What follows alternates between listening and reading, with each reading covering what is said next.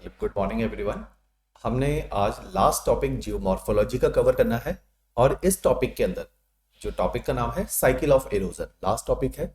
और इस cycle of erosion में मुख्य तौर पर दो हमारे इंपॉर्टेंट जोग्राफर हैं जिनको हमने पढ़ना है। एक है William Morris Davis, WM Davis, जिनको बोलते हैं फादर ऑफ जियोमॉर्फोलॉजी भी इनको बोला जाता है। अमेरिकन जियोलॉजिस्ट हैं, बहुत ज़्यादा कंट्रीब्यूशन है ज्योग्राफी के अंदर, पर्टिकुलरली जियोमॉर्फ के अंदर, और इरोजनल सरफेसेस की बहुत ज़्यादा स्टडीज इन्होंने करी है। और दूसरे जोग्राफर हैं वो जर्मन स्कूल ऑफ थॉट के हैं, वॉल्टर पेंक उनका नाम है, PENCK, और इनका भी जियोमॉर्फोलॉजी में ही कंट्रीब्यूशन है। तकरीबन ये और डेविस हम उम्र रहे थे, सेम टाइम फ्रेम में ये लोग जीवित थे, एक दूसरे के अगेंस्ट इनकी सारी थियरीज थी। तो इन दोनों को हमने पढ़ना है। और जब साइकिल ऑफ इरोजन जैसे इन्होंने बोला था तो इन एक एक शब्दों के कुछ मतलब थे, उनकी कुछ एक शब्दावली थी, तो उनको हम लोग समझेंगे इन दोनों ही टॉपिक में। जैसे हमने आइसोस्टेसी पढ़ा, उसके अंदर कुछ एक नए शब्द आए थे। तो इसके अंदर बहुत ज़्यादा नए वर्ड्स हैं, डेविस के अंदर नए वर्ड्स हैं, और उसके बाद जैसे ही हम पेंक पढ़ेंगे उसके अंदर बहुत ज़्यादा नए वर्ड्स हैं। क्योंकि जैसे मैंने आपको कोबर भी पढ़ा था माउंटेन बिल्डिंग के अंदर, तो जब भी जर्मन जोग्राफर्स आएंगे तो उनकी क्योंकि अपनी शब्दावली, जैसे कोबर अपनी एक शब्दावली यूज करते हैं, वो रेंट कैटन यूज करते हैं, फोरलैंड यूज करते हैं शब्द, तो इस तरह से वॉल्टर पेंक भी अपनी शब्दावली का इस्तेमाल करेंगे। तो वो जनरली आम शब्दावली नहीं होती, कुछ एक उसमें से प्योर जर्मन वर्ड्स ही हैं। तो हमको फॉर द पेपर पर्सपेक्टिव उनको समझना भी है और याद भी करना है।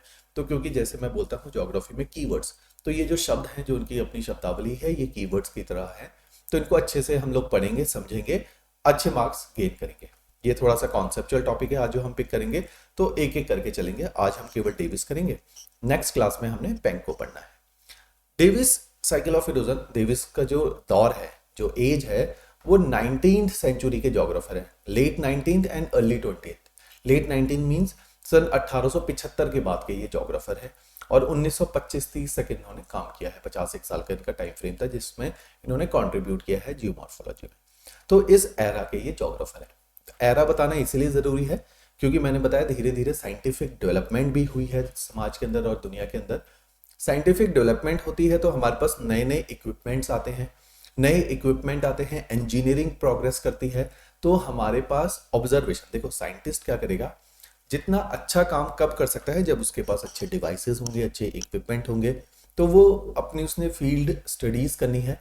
फील्ड स्टडीज के लिए जैसे हम एग्जांपल लेते हैं कि अगर आपको सिस्मिक वेव्स पढ़नी है तो आपको सिस्मोग्राफ चाहिए, या आपको अलग अलग जगहों पे आपको कुछ सेंसिटिव डिवाइसेस रखने पड़ेंगे जो इन वेव्स को ट्रेस करें, या कोई भी ट्रेमर्स प्रोड्यूस करे तो उनको वो ट्रैक भी कर सके। जितना अच्छा आपका इंजीनियरिंग डिवाइस होगा उतने अच्छे आपके पास डेटा होंगे, जितने अच्छे डेटा होंगे उतनी अच्छी आपकी प्रिडिक्शंस होंगी, उतनी अच्छी आपकी कैलकुलेशंस होंगी, और उतना ही अच्छे आप चीज़ों को फोरकास्ट कर सकते हैं। तो इसीलिए इंजीनियरिंग और साइंटिफिक स्टडीज का बहुत बड़ा रोल है इस तरह की थ्योरीज के अंदर।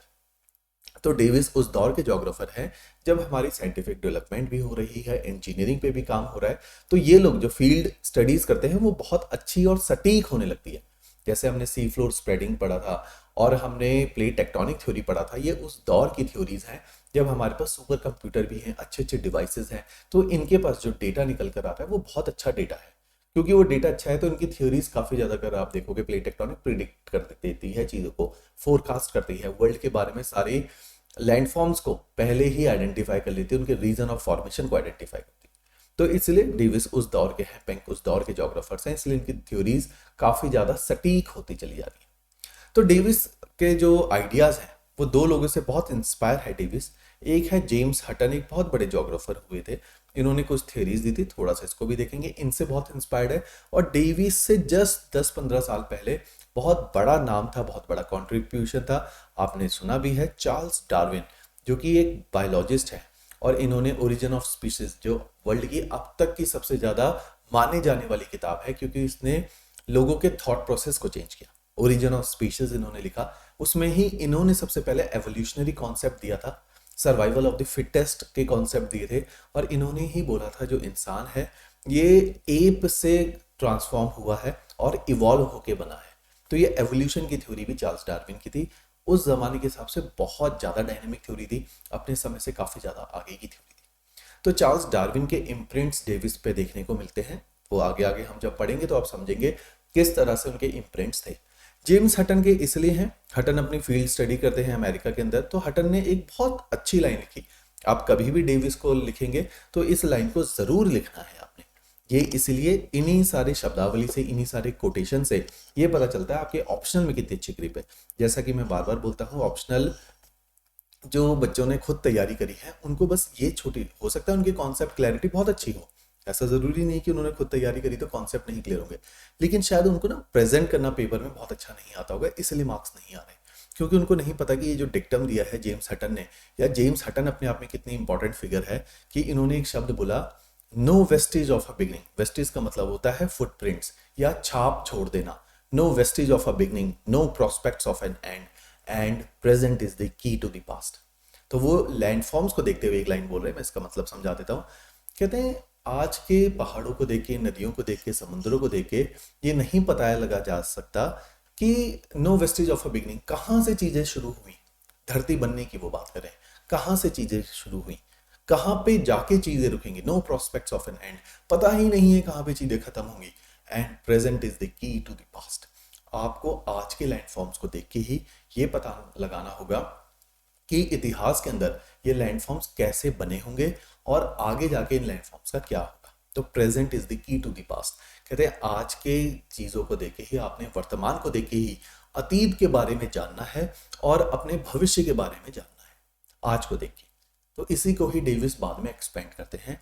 इसी के अंदर हम देखेंगे कि किस तरह से डेविस ने इन लाइनों को आगे बढ़ाया है और कंट्रीब्यूट किया। डेविस ने एक शब्द बोला, ट्रायोज ऑफ डेविस। ट्रायोज मतलब होता है तीन चीज। डेविस लैंडफॉर्म्स के कंटेक्स्ट में तीन शब्द देता है। लैंडफॉर्म्स, लैंडफॉर्म्स का मतलब है जब वो पहाड़ों को देख रहा है, उनको स्टडी कर रहा है और वो ये जानने की कोशिश कर रहा है कि इतने बड़े बड़े, अमेरिका के अंदर डेविस बैठा है, अमेरिका के अंदर आपको पता है रॉकीज है, अमेरिका के अंदर आपको पता है अपलाचियंस है, तो उनको देख के डेविस हैरान है कि इतने बड़े पहाड़ कैसे बने, ये क्यों टूटे, अपलाचियन क्यों छोटा है as compared to Rockies, Rockies क्यों बड़े हैं। तो इनको जानने की वही कोशिश कर रहा है और वो जानने की कोशिश कर रहा है कि क्यों बदल रहे हैं। तो सबसे पहले उसने कॉन्सेप्ट दिया साइक्लिसिटी का। साइकिल का मतलब है, साइकिल मतलब कि ये सारी चीजें चक्के की तरह घूमती रहती। जैसे मैंने जब आपको बताया था, जब हमने कॉन्टिनेंटल ड्रिफ्ट थ्योरी पढ़ी, तो मैंने बताया था दुनिया में जो पेंजिया बना था, जिसको एल्फ्रेड वेगनर ने पेंजिया शब्द बोला था, कोबर ने जब अपनी स्टडीज बोली तो उसने बोला Pangaea was the sixth super continent. Prior to Pangaea already 5 super continent had been made. तो हमने देखा कि वॉलबारा है, कनॉल लैंड है, रोडिनिया है, पेनेशिया है, कोलंबिया है, तो ये 5 ऑलरेडी बन चुके थे कॉन्टिनेंट, सुपर कॉन्टिनेंट। ऐसे ही हम बोलते हैं दुनिया में जो आइस एजेस है वो भी लगातार आती रहती है, जाती रहती है। तो लास्ट आइस एज, मैंने कई बार इसका नाम भी लिया है, प्लिस्टोसीन आइस एज थी, जो कि 2 मिलियन ईयर से लेके अभी 10,000 BC तक एग्जिस्ट करती थी। तो मींस आइस एज भी साइक्लिक कॉन्सेप्ट है and this was the third ice age on the earth. जब हमने ट्रेसेस, अब हमें क्या पता ये थर्ड थी, पहले की 2 कैसे थी, तो हमने present is the key to the past. हमने आज के लैंडफॉर्म्स को देखा, उनको खोदा, उनके नीचे मार्क्स को आइडेंटिफाई किया। जैसे हम सी फ्लोर स्प्रेडिंग में मैंने जीएस में पढ़ाया था, मैग्नेटिक पोलैरिटी को हम देखते हैं, रॉक्स के अंदर जो डेटा छुपा हुआ है in the terms of magnetism, उसकी स्टडी करते हैं, उससे हमने आइडिया लगाया, फॉसिल से आइडिया लगाया।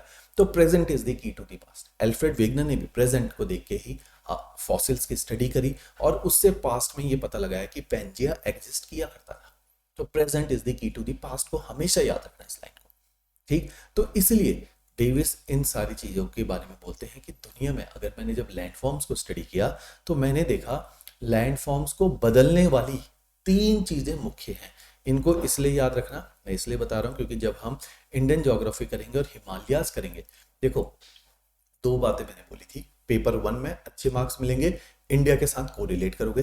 पेपर 2 में अच्छे मार्क्स मिलेंगे जब 2 के अंदर फिजिकल ज्योग्राफी के या ह्यूमन ज्योग्राफी के कॉन्सेप्ट्स को कोरिलेट करते हुए चलोगे।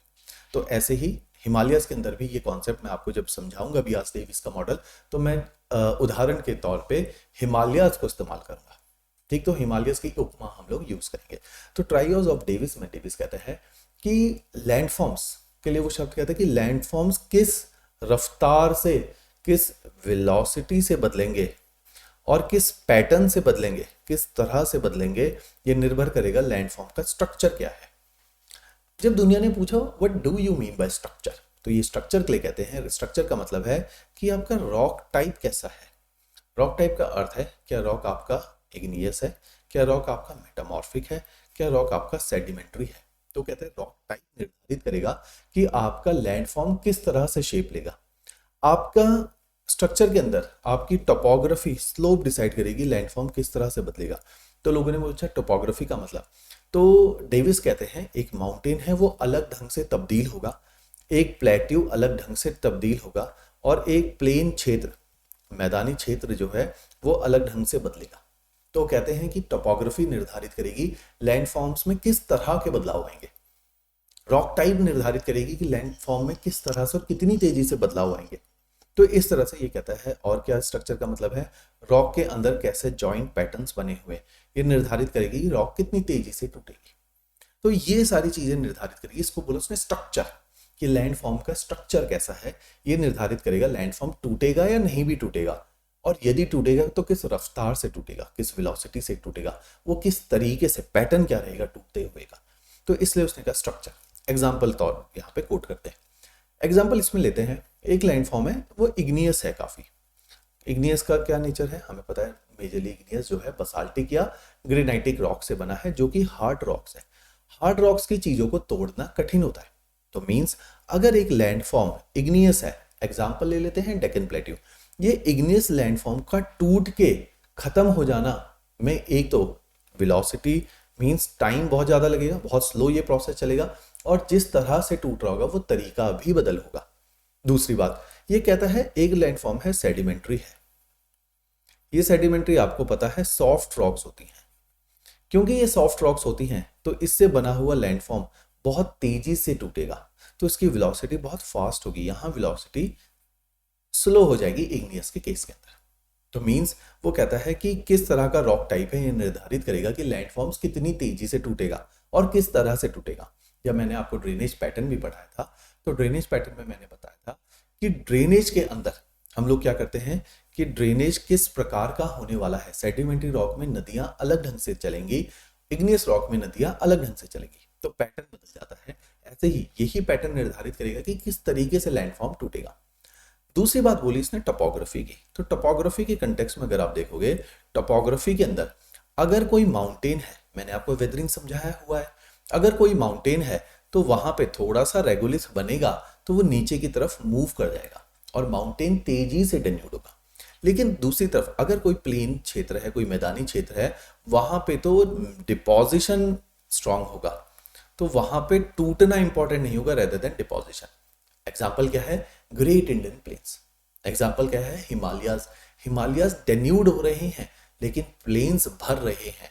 एक ऐसा भी दौर था, अगर हम हिमालयाज की शक्ल देखें तो इस तरह से जियो सिंक्लाइन मैंने शब्द इस्तेमाल किया था। हिमालयाज के बाद जहां पे हमारे ग्रेट एलुवियल प्लेन्स हैं, वहां पे कभी टेथिस का जियो सिंक्लाइन होता था। आज हिमालय से लाई हुई नदियों ने यहाँ पे इतना मलबा को डिपॉजिट किया कि इनकी ऊंचाई बढ़ गई, और फ्यूचर में बताता हूं, आज से मिलियंस ईयर्स के बाद हिमालय जब पूरी तरीके से, एक्सोजेनेटिक फोर्सेस आपने पढ़ लिए, हिमालय जब पूरी तरीके से डेन्यूड हो चुके होंगे तो हमारे प्लेन्स की ऊंचाई बढ़ चुकी होगी। तो इस तरह से आप देखोगे कि टोपोग्राफी माउंटेन है कि प्लेन्स, दोनों में जो बदलाव आएगा, लैंडफॉर्म्स में जो बदलाव आएगा, वो ये डिपेंड करेगा कि आज लैंडफॉर्म माउंटेनियस है या आज लैंडफॉर्म प्लेन्स है। क्लियर? तो स्ट्रक्चर ये सारी चीजों को निर्धारित कर रहा है। स्ट्रक्चर टोपोग्राफी का मतलब है डेविस का, उसका जो स्ट्रक्चर के साथ साथ उसका जो स्ट्रक्चर से मतलब है वो रॉक जॉइंट से, रॉक स्टाइल से मतलब है, रॉक टाइप से मतलब है। तो डेविस कह रहा है ये सारी चीजें निर्धारित करेगी लैंडफॉर्म्स किस तरीके से और कितनी तेजी के साथ बदलाव करेंगे। क्लियर है? तो इसको आप जब अपनी सविंदर सिंह को भी पढ़ेंगे तो ध्यान से पढ़ना और थॉटफुल होके पढ़ना, सोचते रहना, पढ़ते रहना, और अपने दिमाग में एग्जाम्पल्स को कोट करने का प्रयास करना। क्लियर? दूसरा शब्द इस्तेमाल करता है डेविस, पेन का कलर चेंज कर लेते हैं।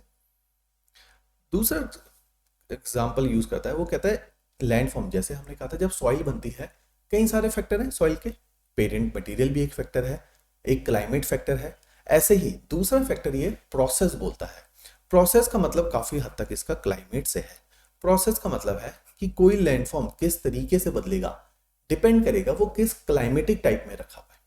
एग्जाम्पल, एक सेडिमेंट्री रॉक, वेदरिंग को याद करो, एक सेडिमेंट्री रॉक, मैंने बोला था, एक सेडिमेंट्री रॉक मैंने बोला था कि अगर hot and humid, hot climate है, हॉट एंड ड्राई क्लाइमेट है सेडिमेंट्री रॉक का, तो हॉट एंड ड्राई क्लाइमेट में सेडिमेंट्री रॉक को कुछ नहीं होगा। तो मीन्स अगर कोई पहाड़ है, जो कि सेडिमेंट्री रॉक का एग्जांपल यहाँ पे लेते हैं, मान लो पहाड़ लाइमस्टोन का है, और ये लाइमस्टोन का पहाड़ जो है ये हॉट एंड ड्राई वेदर में रखा है, इसको कुछ भी नहीं होगा, कुछ भी नहीं होगा, इस पर कोई प्रोसेस काम नहीं करेगा। रिवर एज अ प्रोसेस वहां पे काम नहीं कर रहा, वहां पे रेन एज अ प्रोसेस काम नहीं कर रहा। इसको जो नुकसान होगा वो थोड़ा बहुत विंड इरोजन से होगा, क्योंकि हॉट एंड ड्राई एरिया में जनरली डेजर्ट्स होते हैं, तो विंड इरोजन एक एक्टिव फॉर्म ऑफ इरोजिव एजेंट की तरह काम करता है। तो मीन्स यहाँ पे जो प्रोसेस होगा वो विंड एज अ प्रोसेस काम करेगा, क्योंकि क्लाइमेटिक टाइप कुछ ऐसा है। लेकिन अगर इसी क्षेत्र में बारिश हो जाए तो ये सेडिमेंट्री रॉक जैसे दिनारिक एल्प्स के अंदर कास्ट टोपोग्राफी बन गई, लाइमस्टोन में आपको पता है कास्ट टोपोग्राफी बन जाती है, तो ये लाइमस्टोन के बने हुई चट्टानें और पहाड़ एकदम से डन्यूड हो जाएंगे। तो मीन्स स्ट्रक्चर, जैसे मैंने बोला था, वेदरिंग के अंदर या सॉइल फॉर्मेशन के अंदर क्लाइमेट एंड पेरेंट मटेरियल दोनों मिला के निर्धारित करेगा कि किस तरह से वेदरिंग होगी और कितनी वेदरिंग होगी। सिमिलरली यहाँ पे प्रोसेस का मतलब क्लाइमेटिक टाइप है, क्योंकि majority of the process are induced by the climate. कि जो प्रोसेस है वो रिवर एज अ प्रोसेस काम करेगा, वो ग्लेशियर एज अ प्रोसेस काम करेगा, वो wind as a process. Major तीन यही हैं जो सबसे स्ट्रांग है। तो ये तीनों में से कौन सा प्रोसेस चलेगा ये इस बात पे निर्धारित होगा कि वो किस जगह पे रखा हुआ स्ट्रक्चर है। जो वेदरिंग में हमने किया था कि अगर इक्वेटोरियल एरियाज में जहां बारिशें ज्यादा हैं वहां पे इग्नियस रॉक रखी हुई है, इग्नियस एंड हार्ड रॉक रखी हुई है, उसका रॉक टाइप है इग्नियस है, और वो टोपोग्राफी वाइज कुछ भी है उसको तोड़ना मुश्किल होगा, क्योंकि वहां पे बारिशें हैं और इग्नियस कुछ इस तरीके से मटेरियल से लेट सपोज बना हुआ है जो ज्यादा रिएक्ट नहीं कर रहा पानी के साथ भी। तो ऐसा रॉक टाइप सस्टेन कर लेगा बहुत बारिशों को। एग्जाम्पल है डेक्कन प्लेटू, एग्जाम्पल है वेस्टर्न घाट्स, सस्टेन कर जाता है। लेकिन अगर हिमालयास पे वही बारिश होती है तो आप देखोगे स्ट्रक्चर टूट रहा है बहुत तेजी से। आप हिमाचल के अंदर होने वाले लैंडस्लाइड्स को देख लो, लैंडस्लाइड्स क्या है? स्ट्रक्चर का टूटना। एवलांचेस क्या है? स्ट्रक्चर का टूटना। इरोजनल एक्टिविटीज क्या है? स्ट्रक्चर का टूटना। इसलिए हम बोलते हैं इंडस और गंगा ब्रह्मपुत्र डेल्टा के अंदर, सुंदरबन डेल्टा के अंदर जो इंडस का डेल्टा है, सुंदरबन का डेल्टा है, वहां पे sedimentation is very high because rivers are flowing over the sedimentary mountains of Himalayas and they are bringing a lot of sediments since the mountains are very fragile and soft. While in the another case, the rivers which are flowing over the Western Ghats and the Deccan Plateau, they are not carrying that much of sediments since they are flowing over the basaltic rock which are hard to erode. That is the thing. तो means किस प्रकार का structure किस प्रकार के rock type में रखा हुआ है ये निर्धारित करेगा कि वो कितनी तेजी से टूटेगा। वेदरिंग के कॉन्सेप्ट को रिपीट कर रहे हैं, बस को रिलेट कर रहे हैं। क्लियर? तो डेविस कहते हैं कि प्रोसेस भी निर्धारित करेगा। जैसे हमने वेदरिंग में क्या बोला कि रॉक टाइप पेरेंट मटेरियल निर्धारित करेगा या क्लाइमेट, सेम ऐसा ही parent type rock material decide कर रहा है।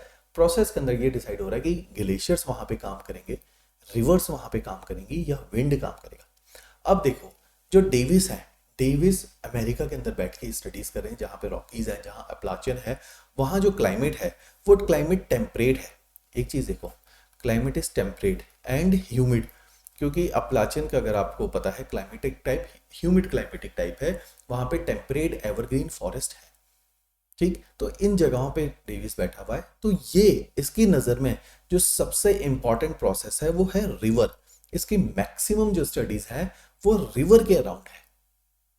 इसलिए डेविस एक शब्द इस्तेमाल करता है, ये कहता है डेविस की साइकिल को कई बार वर्ड पता है क्या यूज किया जाता है, आपके पेपर में भी आ सकता है, normal cycle of erosion word use कर रहा है, नॉर्मल साइकिल ऑफ इरोजन। तो दुनिया बाद में इसको क्रिटिसाइज करती है। एक जोग्राफर है, उसका नाम है, हमें पेपर के लिए इंपॉर्टेंट नहीं है, बस ये जानना इंपॉर्टेंट है, कहीं पे क्रिटिसाइज करोगे डेविस को तो एलसी किंग कोट करना पड़ेगा, क्योंकि एलसी किंग हमारा अफ्रीका में बैठा हुआ है और जो उसकी स्टडीज है ये हॉट एंड ड्राई वेदर में है, और ये erosion of landforms in the hot and dry weather मेरे पीछे छुपा हुआ है, आप हॉट एंड ड्राई लिख सकते हैं। तो ये जो erosional activities of hot and dry weather की बात कर रहा है। अच्छा, एक चीज याद रखना है, बड़ा थ्योरेटिकल कॉन्सेप्ट है, आपको नोट्स ऑल तो मैंने दे दिए हैं, आपने A4 शीट में इस तरह के फ्लो चार्ट्स बनाते रहो। वो क्विक रिवीजन में आपको हेल्प करेगा, बाद में इनको स्टेपल कर देना अपने नोट्स के साथ ही। ठीक, वो कीवर्ड्स होंगे अपने हाथ से लिखा होगा तो आप एकदम से रिकॉल कर पाओगे मेरी क्लास के लेक्चर को। एलसी किंग डेविस को क्रिटिसाइज करते हैं, कहते हैं यार तुम जो है नॉर्मल शब्द इस्तेमाल कर रहे हो क्योंकि तुमने जनरलाइज कर दिया। तुम रिवर इस्तेमाल करो, रिवर्स साइकिल ऑफ इरोजन या cycle of erosion bye reverse.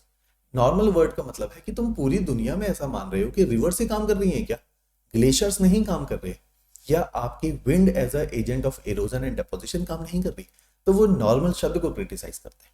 वो कहते हैं it is not normal that rivers are everywhere, the place I am sitting at is devoid of rivers.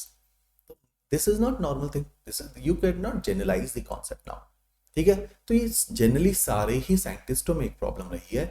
इनकी फील्ड स्टडी, जैसे एक एग्जांपल लेते हैं, मैंने अपने घर के आसपास के क्लाइमेट को स्टडी कर दिया और उसके बेसिस पे मैंने ये दुनिया में मान लिया, अनुमान लगा लिया कि पूरी दुनिया का क्लाइमेट जो है गर्म होता है। तो ये क्या है, ये क्या है, आउट ऑफ बॉक्स थिंकिंग नहीं है, ये क्या है, एक ही बॉक्स के अंदर कुएं के मेढक वाली बात होगी। तो ये इस आर्ग्यूमेंट में क्रिटिसाइज करते हैं डेविस को कि he is not well travelled, और ये जो इसने स्टडी कर ली उसको जनरलाइज करने का प्रयास कर रहे हैं। क्लियर? तो डेविस जो है स्ट्रक्चर और प्रोसेस की बात कर रहे हैं। ये कह रहे हैं प्रोसेस डिफाइन करेगा किस तरह से लैंडफॉर्म टूटेगा और नया लैंडफॉर्म कैसे बनेगा। तीसरी बात, जैसा हमने वेदरिंग और सॉइल फॉर्मेशन में पढ़ा, टाइम, कितना समय हो गया किसी लैंडफॉर्म को बनते हुए, टूटते हुए, ये निर्धारित करेगा कि लैंडफॉर्म किस अवस्था में है। फॉर एग्जाम्पल, अगर हम बात करते हैं हिमालयस की, हिमालयस का आपको पता है क्योंकि ये टर्शरी, अब मैं ज्योग्राफिकल वोकैबुलरी यूज करूंगा क्योंकि ये टर्शरी माउंटेन है, जो टर्शरी टाइम पीरियड जो कि टर्शरी पीरियड रहा, तो टर्शरी पीरियड के बने हुए अल्पाइन ओरिजिनी है। तो ये यंग फोल्ड माउंटेन्स है, ये आज अपने बिल्कुल यूथ पे हैं और इनसे आने वाली रिवर बहुत तेजी से चलती है, बहुत स्ट्रॉन्ग रिवर्स चलती हैं और ये बहुत ज़्यादा इरोजन करती है। दूसरी तरफ एक पहाड़ है जिसका नाम है अरावलीज, जो बहुत डेन्यूड हो गया है। एक पहाड़ है अपलाचन जो डेन्यूड हो गया है। इधर से आने वाली रिवर्स में उतनी ताकत नहीं है, ये बहुत स्लो चलती हैं, इनमें सेडिमेंटेशन भी नहीं हो पाता। ऐसी रिवर के एग्जाम्पल कौन से हैं? लूनी रिवर। लूनी रिवर इतनी स्लो चलती है, उसमें पानी की मात्रा भी पर्याप्त नहीं है। तो अगर आप देखोगे गुजरात के कोस्ट के पास जहां रन ऑफ कच्छ है, वहां लूनी रिवर बनाती है, शब्द इस्तेमाल याद रखो, इनलैंड ड्रेनेज। इनलैंड ड्रेनेज का क्या अर्थ है कि वो रिवर में पानी उतना भी नहीं है कि वो समुद्र तक पहुंच पाए, तो वो जमीन पे ही अचानक से खत्म हो जाती, स्पिल कर देती है अपने पानी। लेकिन दूसरी तरफ गंगा यमुना रिवर, उनमें इतना सेडिमेंट है कि Sundarban delta has encroached into the Bay of Bengal, या the delta of Indus river. If you will observe the delta of Indus River, you will see it seems like the river has encroached into the Arabian Sea. So means this is the level of sedimentation in the rivers of Himalayas. Since they are flowing over the Himalayas, sedimentary rock of Himalayas, they are bringing a lot of sediments. Moreover, the water discharge, the volume of water is very very high. अब देखो गंगा की length, Brahmaputra की length, Yamuna की length, इनकी tributaries की length, इनकी velocity, इनकी pace, इनकी इंटेंसिटी, सब कुछ बहुत ज्यादा है। तो इसलिए तो ये क्या कहता है, किस समय में लैंडफॉर्म कहां पर है, क्या वो हिमालय जितना यंग है या वो अरावलीज जितना बूढ़ा है। तो ये डिपेंड करेगा कि लैंडफॉर्म किस तेजी से किस तरह टूट रहा है। शायद अरावलीज जिस तरह से टूट रहे होंगे, हिमालयाज उस तरह से नहीं टूट रहे होंगे, क्योंकि हिमालयाज के टूटने की विधि अलग है, अरावलीज के टूटने की विधि अलग है। हिमालयस के रिवर्स में क्यों वाटर इतना जाता है? Because these rivers are coming from the glaciers. होने को तो हिमालयस भी सब ट्रॉपिकल क्लाइमेट में है, लेकिन यहाँ की ग्लेशियर्स क्यों इतने ज्यादा है? जैसा कि मैं आपको दिखा रहा हूँ, पीक्स के ऊपर ग्लेशियर्स कहाँ से आए? तो आप देखोगे since Himalayas are having a very height, अगर आप 9 किलोमीटर के माउंट एवरेस्ट को देखो तो 5 किलोमीटर के बियॉन्ड, 5500 किलोमीटर बियॉन्ड आपको ग्लेशियर्स मिलने शुरू हो जाते हैं। यमुनोत्री है, गंगोत्री है, जो कि 5000 मीटर से ऊपर की ऊंचाई पे है। तो यहाँ पे जैसे ही 5000 आप क्रॉस करोगे आपको ग्लेशियर्स मिलेंगे, परमा फ्रॉस्ट मिलेगा, टुंड्रा क्लाइमेट मिलेगा। इन ग्लेशियर्स के पिघलने से ये नदियां चल रही हैं। और मैंने बताया था जैसे जैसे ऑल्टीट्यूड इंक्रीज होता है बारिशें बढ़ जाती है, क्योंकि ऑरोग्राफिक रेनफॉल होती है। लेकिन अगर आप अरावलीज को देखोगे जिनकी हाईएस्ट पीक ही गुड़ शिखर है, जो तकरीबन 1700 किलोमीटर 1712 किलोमीटर की पीक है, कुछ भी ऊंचाई नहीं है, इतने तो हमारे शिवालिक्स ही है। तो इतने कम ऊंचाई के पहाड़ों में ज्यादा बारिश नहीं होती। शिवालिक में आपको पता ही है कितनी बारिश है। तो थोड़ी बहुत बारिश से जो रिवर आएगी उसमें पानी भी थोड़ा बहुत ही होगा, क्योंकि उसमें इतना पर्याप्त पानी नहीं है तो वो समुद्र तक पहुंच ही नहीं पाएगा, पानी पहले ही खत्म हो जाएगा। क्लियर? तो मीन्स किस तरह की स्टेज पे रखे हुए हैं माउंटेन, क्या वो यूथफुल है या वो ओल्ड है, उस पर डिपेंड करेगा किस तरह का लैंडफॉर्म बनाएंगे। क्लियर? तो ये डेविस का मतलब था स्ट्रक्चर, प्रोसेस एंड टाइम से। ये जानना इसलिए जरूरी है, आप इंडिया का ड्रेनेज सिस्टम भी समझेंगे, denudation process of Himalayas and Western घाट और अरावलीज को समझेंगे और डेविस को इंडिया में इंप्लीमेंट करेंगे। अब डेविस जब ये अपनी थ्योरी देता है, एक ये कॉन्सेप्ट है, बहुत अच्छी मेरे को लाइन लगती है, मैंने इसलिए आपसे शेयर करी। कभी भी डेविस लिखो, कभी भी इंडिया के पेनिनसुलर इंडिया, क्योंकि मैंने लाइन इसलिए बोली, आप इसको लिख सकते हैं। और ये लाइन का मतलब है, ये आपके नोट्स के अंदर नहीं है, ये आप अदरवाइज लिखेंगे। आप जब एक 2 साल पहले आपके हिमाचल के इंडियन ज्योग्राफी के अंदर इस लाइन से रिलेटेड सवाल आया था, टुडेज लैंडफॉर्म्स बियर मोर कॉम्प्लेक्सिटी देन सिंप्लिसिटी। इस लाइन को एक बार लिख लीजिए और समझिए। ये इंडिया के कंटेक्स्ट में, क्योंकि अब जैसे जैसे कमीशन मैंने बोला था कि लेवल उठा रहा है, तो इस तरह की लाइंस आ सकती हैं, कोई बड़ी बात नहीं है। तो अचानक से अगर आपने लाइन सुनी तो आप इसको जस्टिफाई नहीं कर पाएंगे, समझ भी नहीं पाएंगे इनफैक्ट। ठीक, तो ऐसी ही लाइन आपके इंडिया के कॉन्सेप्ट में यूज करी हुई थी डेक्कन प्लेट्यू या पेनिनसुलर इंडिया के लिए। इस कॉन्सेप्ट को बोला जाता है, शब्द देखिए, पैलिम्सेस्ट टोपोग्राफी।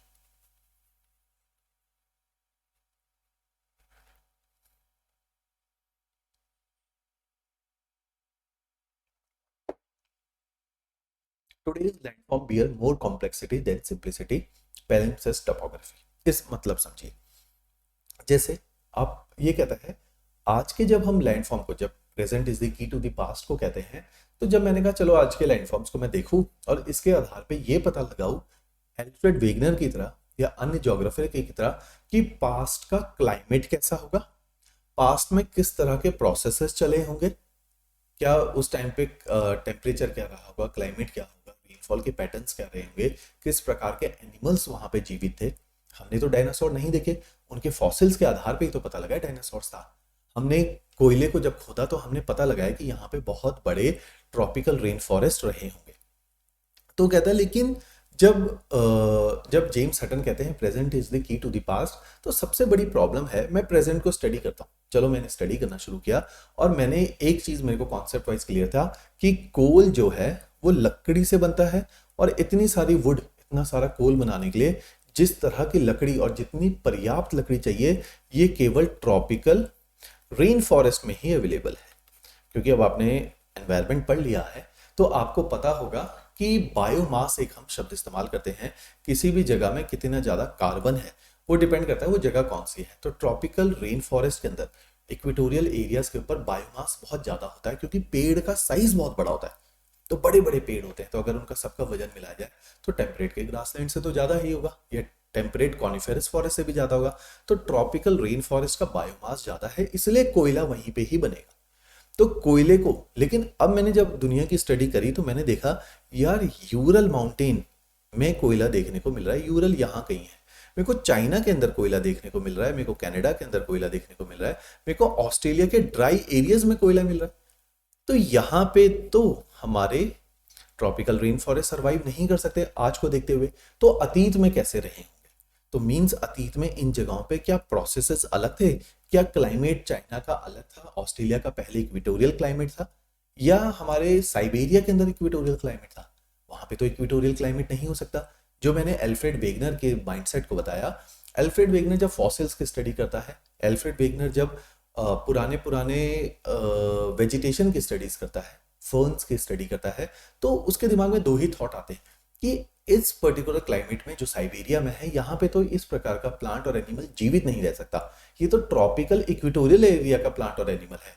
तो क्या साइबेरिया में कभी ट्रॉपिकल इक्वेटोरियल क्लाइमेट रहा होगा, या साइबेरिया कभी ट्रॉपिकल इक्वेटोरियल में रहा होगा? तो हमने ये कंक्लूजन निकाला कि प्लेट टेक्टोनिक या कॉन्टिनेंटल ड्रिफ्ट वो एक हकीकत है, इज अ ट्रूथ। तो उसी हकीकत के बेसिस में हमने ये जाना, क्योंकि क्लाइमेट नहीं बदल रहा, लैंडफॉर्म्स अपनी जगह को बदल रहे हैं और वो ड्रिफ्ट हो रहे हैं और एक जगह से दूसरी जगह पे जाते हैं। तो उसी आधार पे हमने बोला टुडेज लैंडफॉर्म बियर मोर कॉम्प्लेक्सिटी, कि चलो हम आज के लैंडफॉर्म्स को जब स्टडी करते हैं तो हम देखते हैं उस पे पुराने क्लाइमेट की छाप छूटी हुई है। फॉर एग्जाम्पल, अगर मैंने जब इंडिया के डेक्कन प्लेट्यू को स्टडी किया या इंडिया के पेनिनसुलर इंडिया को स्टडी किया, तो क्योंकि मैंने आपको बताया था इंडिया साउथ पोल से माइग्रेट करता हुआ पेनिनसुलर इंडिया ऊपर की तरफ को आया है, नदर्न डायरेक्शन में आया है। तो इंडिया, जब हमने कॉन्टिनेंटल ड्रिफ्ट देखा तो हमने देखा इंडिया एक ऐसा टाइम था जब एंटार्क्टिका के साथ जुड़ा हुआ था। एक ऐसा टाइम था कि इंडिया साउथ अफ्रीका, ऑस्ट्रेलिया और साउथ अमेरिका के साथ जुड़ा हुआ था, जब इंडिया गोंडवाना का पार्ट था। और ये गोंडवाना सदर्न पोल के ऊपर था। क्योंकि ये सदर्न पोल के ऊपर था, हिंदुस्तान की अगर परतों को खोदा जाए, अगर रॉक्स को खोदा जाए, तो नीचे में मैंने पहले भी बताया था ग्लेशियर्स के चलने के निशान देखने को मिलते हैं। हमें ग्लेशियर्स के डिपॉजिट किए हुए सेडिमेंट्स देखने को मिलते हैं खुदाई के बाद। तो मींस पेनिनसुलर इंडिया, जहां आज हॉट एंड ड्राई या hot and wet equatorial climate है, वहां पे ग्लेशियर्स कहां से आ गए? तो मींस प्रोसेसेस अलग थे। तो ये हम डेविस को भी समझने का प्रयास कर रहे हैं और इन शब्दों को समझने का प्रयास करें कि अब लैंडफॉर्म्स को तो समझो, लेकिन ये लैंडफॉर्म्स कैसे बने होंगे, कौन सा प्रोसेस पहले चला होगा, कौन सा प्रोसेस बाद में चला होगा, इतनी कॉम्प्लेक्सिटी है कि इनको देख के अतीत का पता लगाना बहुत कठिन हो रहा है। तो हम लिख रहे हैं टुडेज लैंडफॉर्म्स बियर मोर कॉम्प्लेक्सिटी देन सिंप्लिसिटी। हिमालयाज को अगर खोदा जाए तो उसके अंदर कैल्शियम निकल रहा है, और वो कैल्शियम जो मरीन डिपॉजिट से बना हुआ है। तो हिमालयाज जो कि 5, 6, 7, 8 हजार मीटर ऊंचाई पे है, वहां कहां से समुद्र के डिपॉजिट और मछलियां गई? तो इसका मतलब हिमालयाज कभी समुद्र के नीचे थे। क्योंकि रॉक टाइप जो लिथोजेनेसिस हुआ था, कोबर को हमने देखा, जो लिथोजेनेसिस हुआ था वो आज से टर्शियरी पीरियड के अंदर होना शुरू हो गया था, है ना। तो प्लायोसीन, इयोसीन, मायोसीन के अंदर ये सब जो प्रोसेस चल रहा था, फॉर्मेशन ऑफ हिमालयाज के प्रोसेस चल रहे थे, जब यमुना की ट्रिब्यूटरीज, ब्रह्मपुत्रा की ट्रिब्यूटरीज आके टेथिस सी के अंदर गिर रही थी, उस टाइम पे हिमालयाज का बनना शुरू हो चुका था। रॉक फॉर्मेशन हिमालयाज का पुराना है, आज वो जमीन के ऊपर आया है। तो टुडेज लैंडफॉर्म बियर मोर कॉम्प्लेक्सिटी देन सिंप्लिसिटी। अब आप हिमालयाज की स्टडी करोगे तो आपको देखने को मिलेगा कि हिमालयाज के अंदर कैल्शियम ज्यादा है। वो कहां से आया? वो समुद्र के अंदर से मरीन ऑर्गेनिज्म से आया है। क्लियर? तो इसलिए बोला गया है टुडेज लैंडफॉर्म बियर मोर कॉम्प्लेक्सिटी देन सिंप्लिसिटी। जितना पुराना लैंडफॉर्म होता जाएगा उसके ऊपर उतनी डिफरेंट डिफरेंट प्रोसेसेस की छाप छोटी होगी। जैसे मैंने आपको इंडिया के पेनिनसुलर इंडिया का बताया कि कभी वो क्योंकि एंटार्क्टिका में रहा होगा, जब उसकी खुदाई करोगे तो उसमें वो फॉसिल्स मिलेंगे जो आपको साउथ अमेरिका के फॉसिल्स हैं, आपको वो फॉसिल्स मिलेंगे जो एंटार्क्टिका के फॉसिल्स हैं, या आपको साउथ अफ्रीका के फॉसिल्स मिलेंगे, आपको वो रॉक टाइप मिलेंगे जो इंडिया के है ही नहीं। आपको उस तरह के प्रोसेसेस हो सकता है आज वो tropical hot and dry climate में है, कभी वो ग्लेशियर टाइप के क्लाइमेट में भी रहा होगा। तो अलग अलग टाइम पे अलग अलग प्रोसेसेस एक्टिव हो जाते हैं, क्योंकि हमारे ड्रिफ्टिंग भी तो चल रही है। इसलिए टुडेज लैंडफॉर्म बियर मोर कॉम्प्लेक्सिटी देन सिंप्लिसिटी। ये लाइन डेविस बैंक आएगा, जरूर कोट करनी है। अगर आपके हिमालयाज पूछेंगे फिर कोट करनी है। अगर आपके पेनिनसुलर प्लेट्यू का कोई भी फीचर पूछा है आप कोट करोगे, इसके कोट करते ही एग्जामिनर को पता चल जाएगा कि you are very very well read with the geography. ये लाइन आम नहीं है, हर बच्चा नहीं जानता इस लाइन के मतलब को, हर बच्चे को पैलिम्सेस्ट टोपोग्राफी नहीं पता। ठीक, तो इन सारे शब्दावली को, कीवर्ड्स को हम लोगों ने इस्तेमाल किया। क्लियर? मैं डेविस के साथ चीजों को रिलेट कर रहा हूं, कॉन्सेप्चुअल अंडरस्टैंडिंग बिल्ड कर रहे हैं। क्लियर? अब डेविस जब अपने मॉडल को समझाता है तो डेविस शब्दावली, अब आता है डार्विन का रोल। डार्विन इसलिए डेविस के लिए बहुत इंपॉर्टेंट है क्योंकि डार्विन जब किताब लिखता है, डार्विन एक बायोलॉजिस्ट है और डार्विन यूके का बायोलॉजिस्ट है।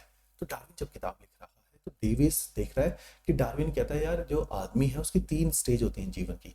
वो पहले यूथ होता है, वो मैच्योर होता है, ठीक है, फिर वो एक दिन बूढ़ा होकर सेनाइल होकर मर जाता है। तो उसने कहा लैंड फॉर्म्स भी इसी तरह से लिविंग ऑर्गेनिज्म की तरह जीते हैं।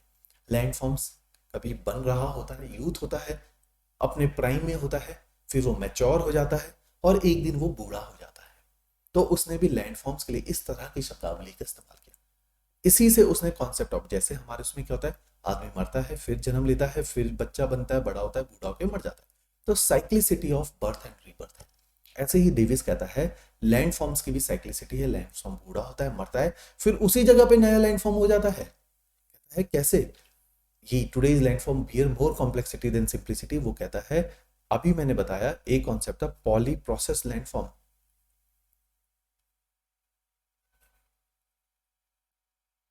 पॉली प्रोसेस मींस एक लैंडफॉर्म के ऊपर अलग अलग प्रोसेसेस काम करेंगे।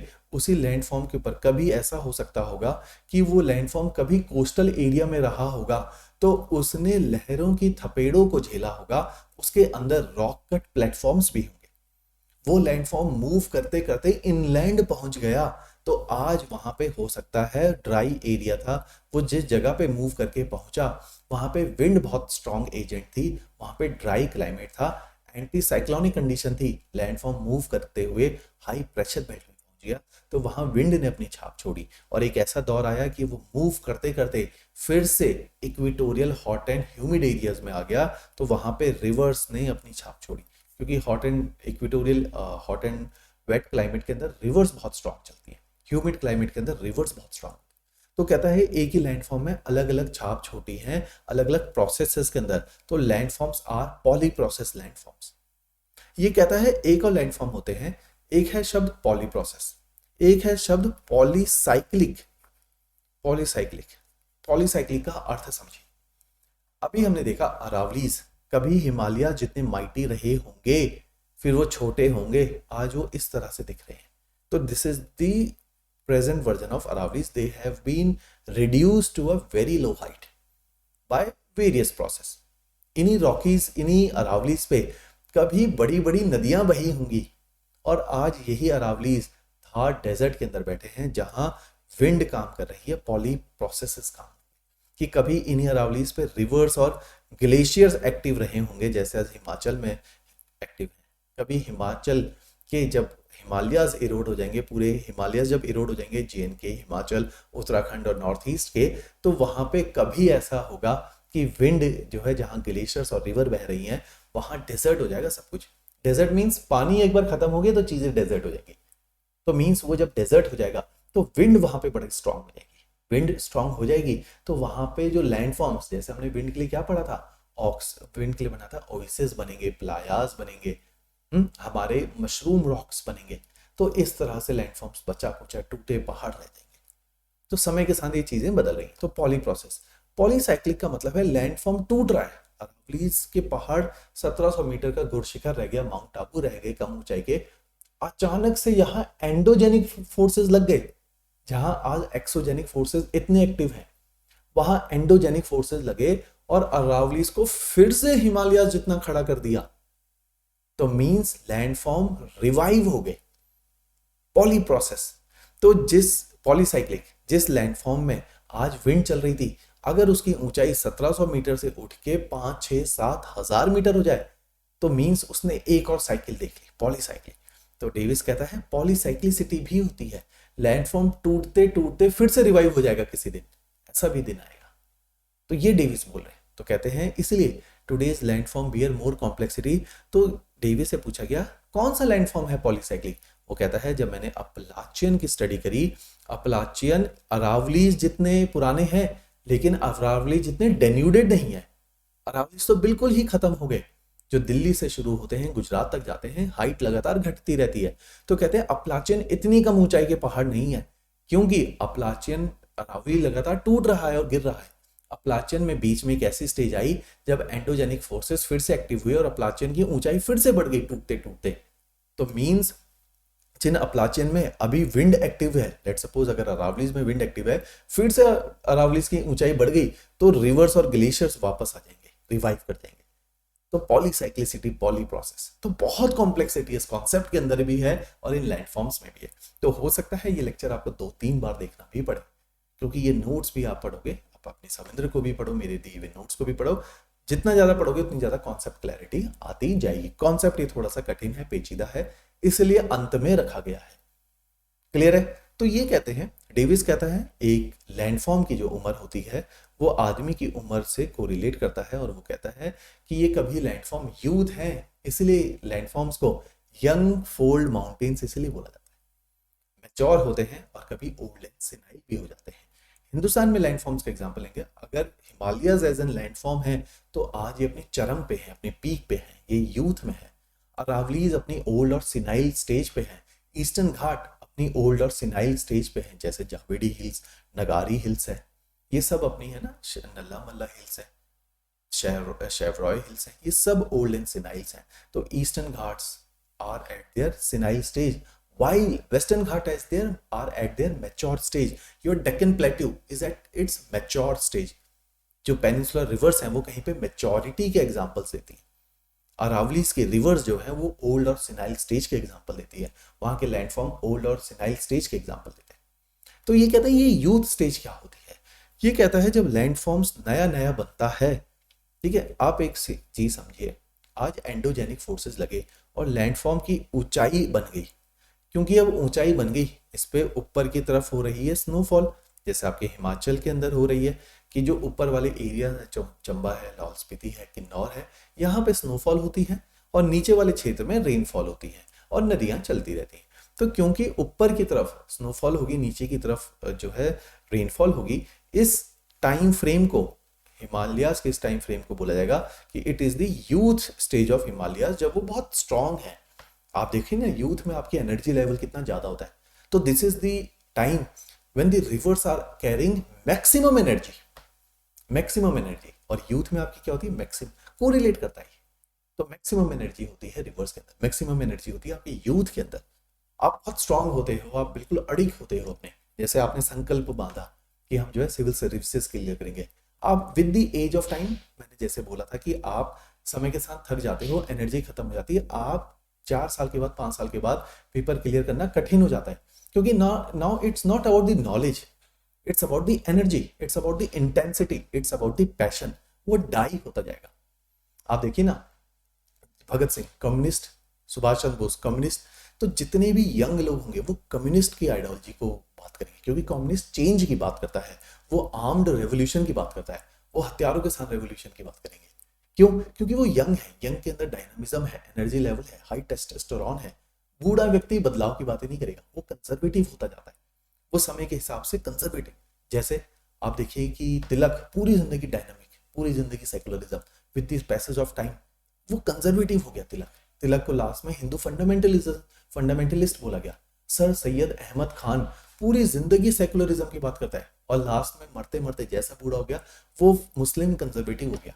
जिन्ना जो केस लड़ रहा है, जिन्ना तिलक के लिए केस लड़ रहा है सन 1915 में, वो प्योर सेकुलर है, लेकिन बुढ़ापे तक आते आते पाकिस्तान की फॉर्मेशन में जिन्ना वाज द की पर्सन, वो कंजर्वेटिव हो गया। तो लैंड फॉर्म्स जब अपने यूथ में होते हैं तो वो बहुत स्ट्रांग होते हैं, वो लिबरल हैं। वैसे ही समय के साथ लैंड फॉर्म टूटते जाते हैं, एनर्जी खत्म होती चली जाती है। तो इसमें डेविस कहते हैं जो यूथ स्टेज है उसके कुछ फीचर्स है। उसे पूछा गया क्या फीचर्स है, ये देखिए 3 स्टेजेस।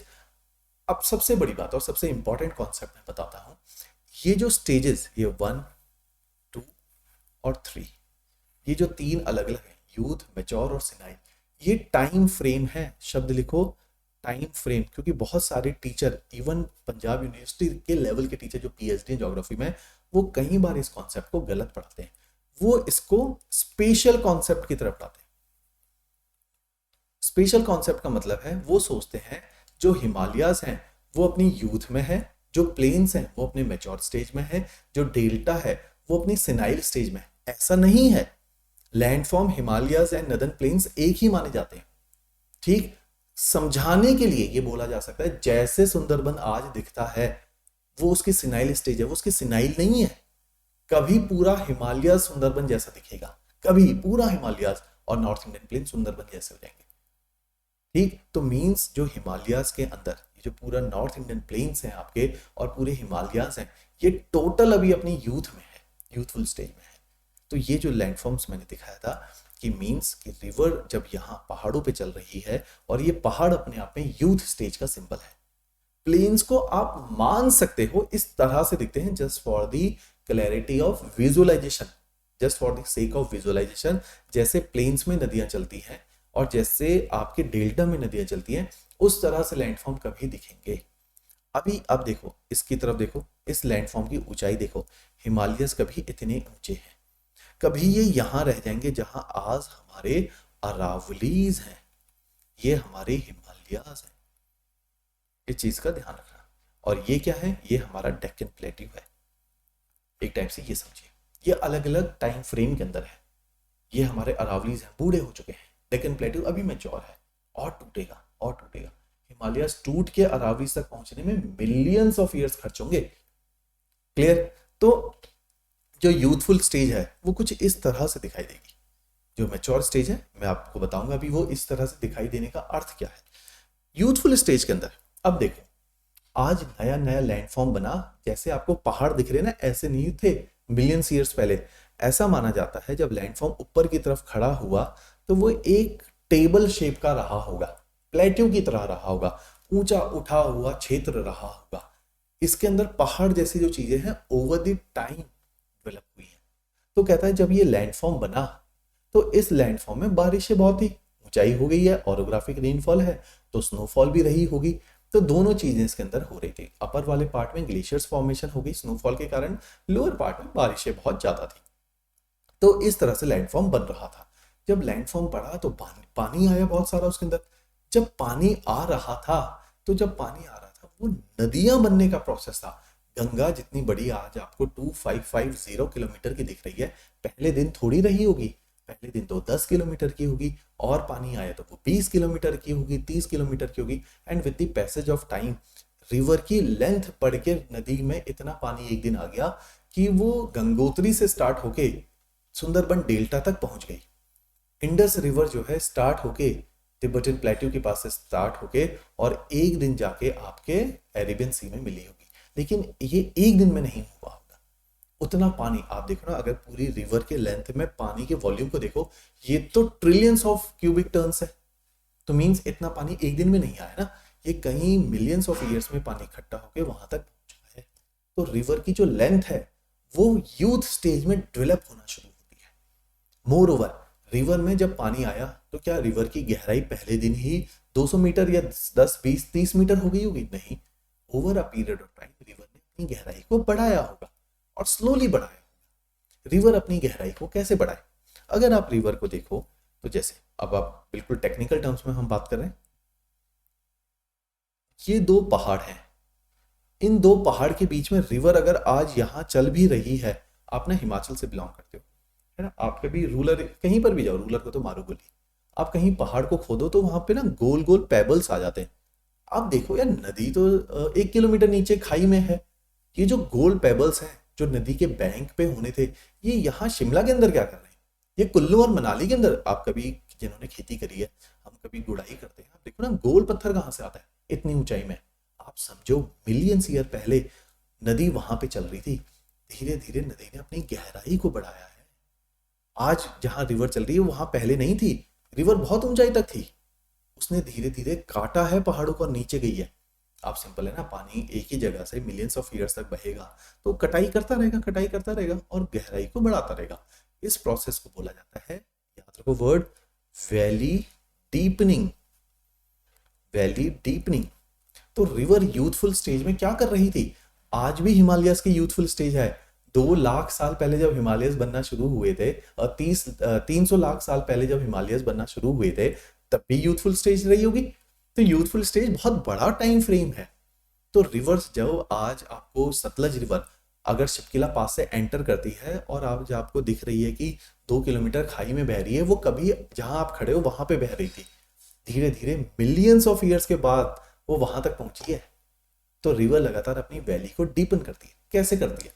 कभी रिवर को ऑब्जर्व करो, रिवर जब बड़े पेस से चल रही होती है पहाड़ी क्षेत्र में, तो उसके अंदर पत्थर होते हैं, गोल गोल पत्थर उसके आसपास है, वो पत्थर रोल डाउन होके आगे आगे जा रहे होते हैं।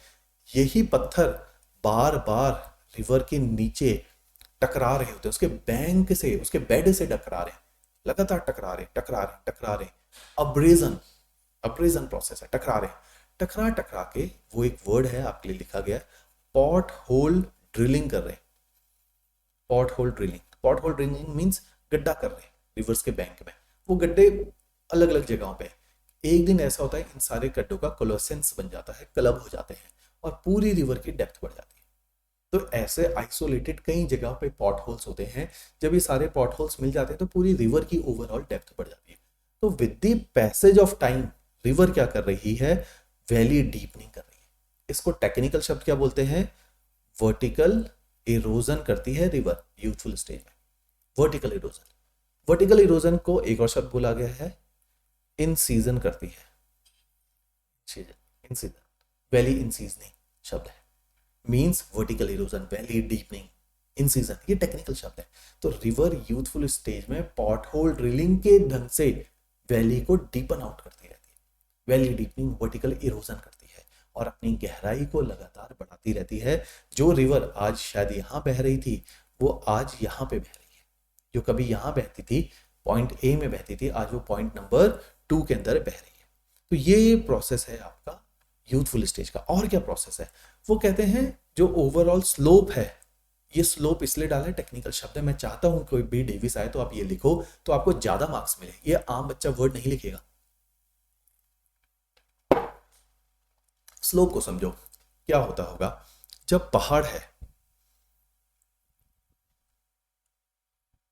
ये देखिए, ये स्लोप को ध्यान से देखिए, ये जो स्लोप है, ऐसे स्लोप को, पहाड़ जो ये बन रहा है ना, ये इसको बोला जाता है वैली डीपनिंग। ये थोड़ा सा गलत बन गया है, ये है वैली डीपनिंग। तो वैली डीपनिंग मीन्स लगातार गहराई का बढ़ना। तो दोनों तरफ रिवर कुछ इस तरह से काम कर रही है और इस स्लोप को क्या बोला जाएगा, इसको बोला जाएगा convex slope. Convex slope, convex ऐसा होता है। तो क्योंकि रिवर साइड में कटिंग नहीं करती, इस प्रोसेस को क्या बोला जाता है, लेटरल इरोजन।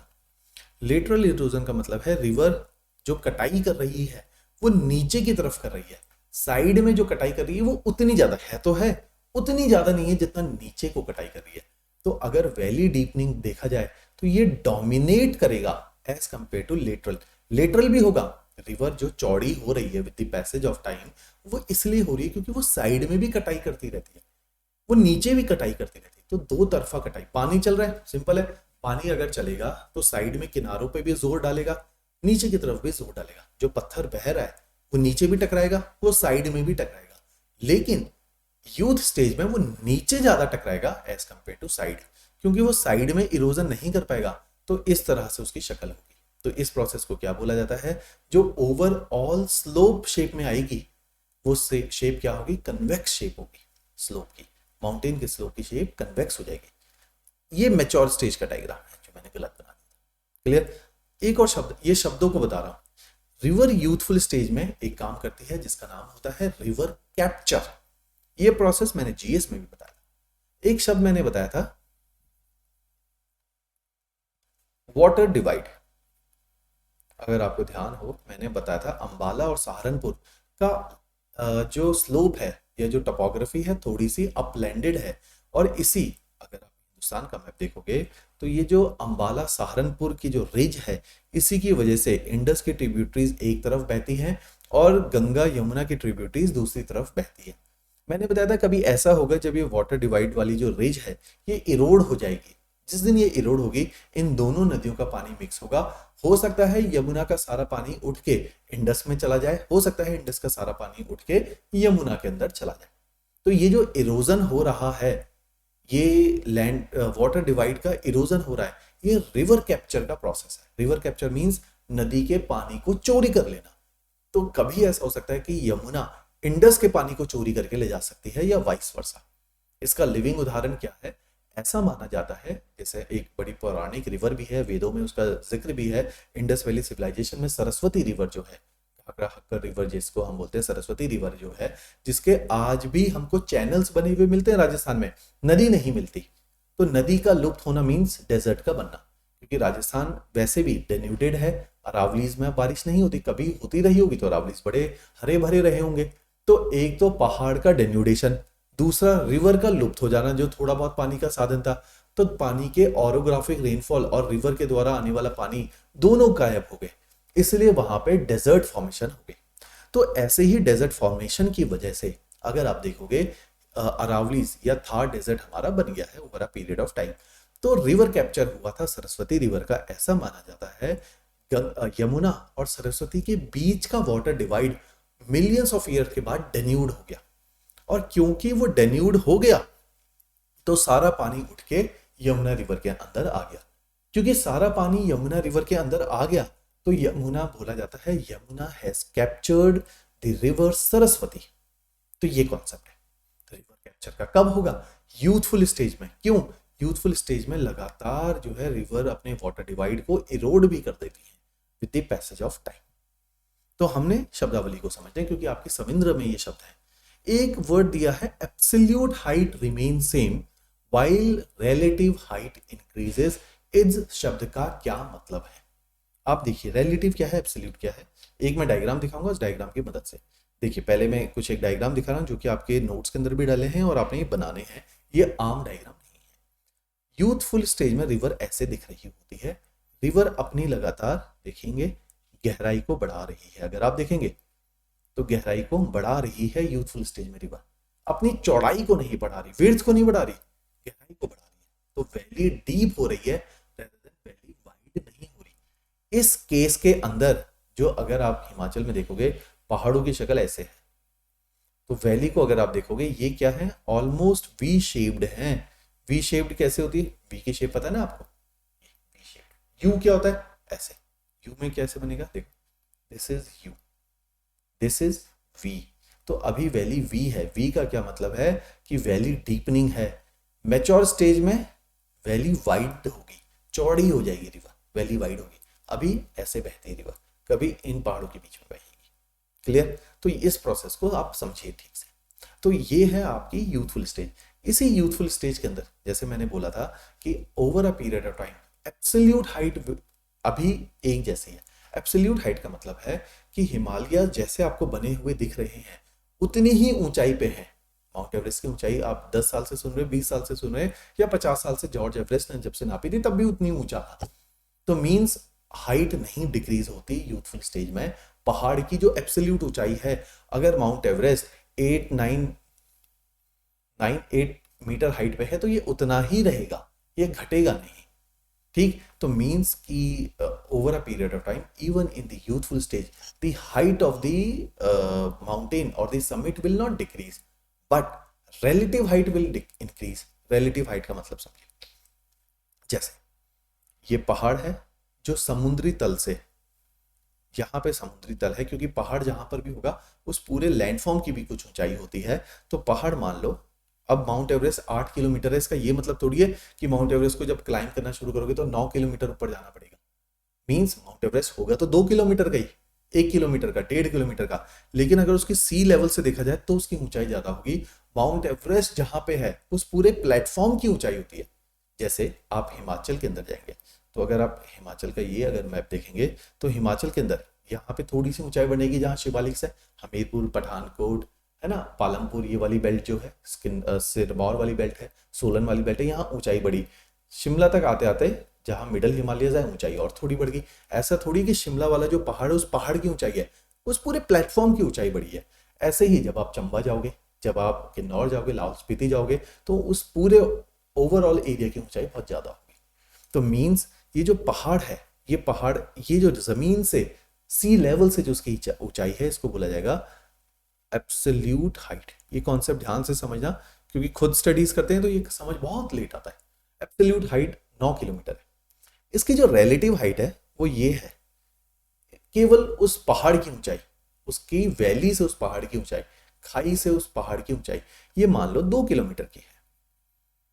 अब यूथफुल स्टेज चल रही है। वो कहता है यूथफुल स्टेज में स्ट्रक्चर बड़ा स्ट्रांग होता है, स्ट्रक्चर रातों रात नहीं टूटेगा, स्ट्रक्चर को मिलियंस ईयर्स के बाद टूटेगा।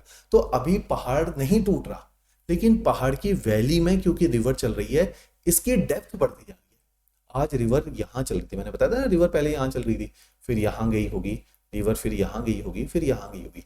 तो उसकी जो रिलेटिव हाइट आज 2 किलोमीटर है, पहले ये 1.5 रही होगी। रिवर जब यहाँ चल रही थी तो इसकी रिलेटिव हाइट यहाँ तक ही थी। तो means relative height is increasing in the youth stage.